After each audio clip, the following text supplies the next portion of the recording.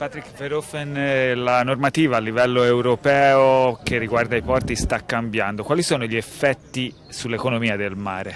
So the legislation on the ports and economy is changing. What is what on the legislation? What is the effects on the economy?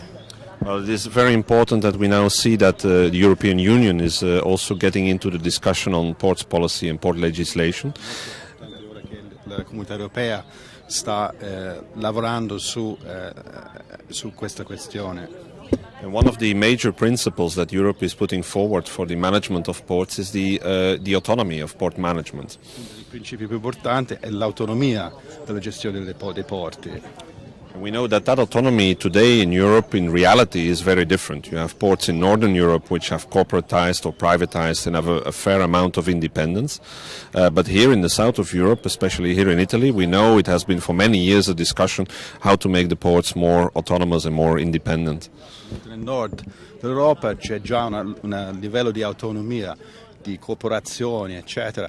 In Italia, nel sud Europa, è tuttora una questione da decidere, il livello di autonomia dei porti, di gestione dei porti soprattutto. Mr. Verhoever, gli armatori europei sono molto preoccupati per il ribasso dei noli. C'è la speranza che rialzino? Ship owners at European level are very, very worried about the freight rates getting lower and lower, the costs.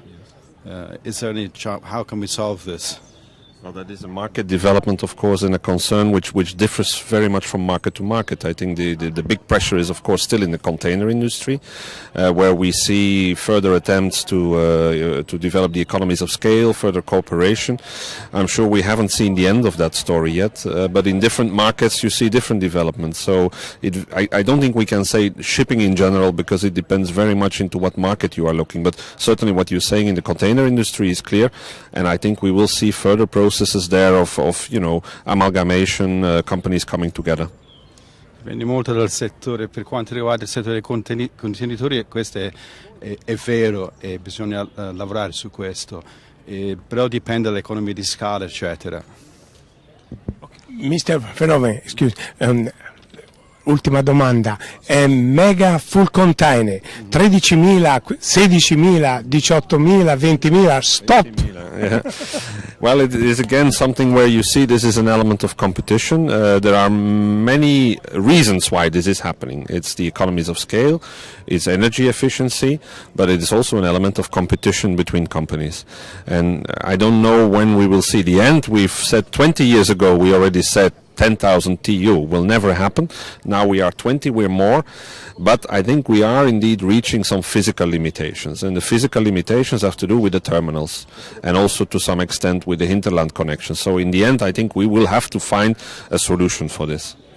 Allora, il bilancio, ricapitolando, si trova nel fatto che non possiamo sempre accogliere più navi, più 20.000 TEU. Si parlava di 10.000 TEU qualche anno fa. Ora però i porti non riescono a gestire queste quantità, nemmeno le hinterland.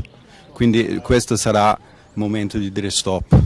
I didn't say that. I didn't say it is the moment to say stop, but we will see a discussion between terminals, between logistic companies. At some point we need to see, can we manage all this in the ports?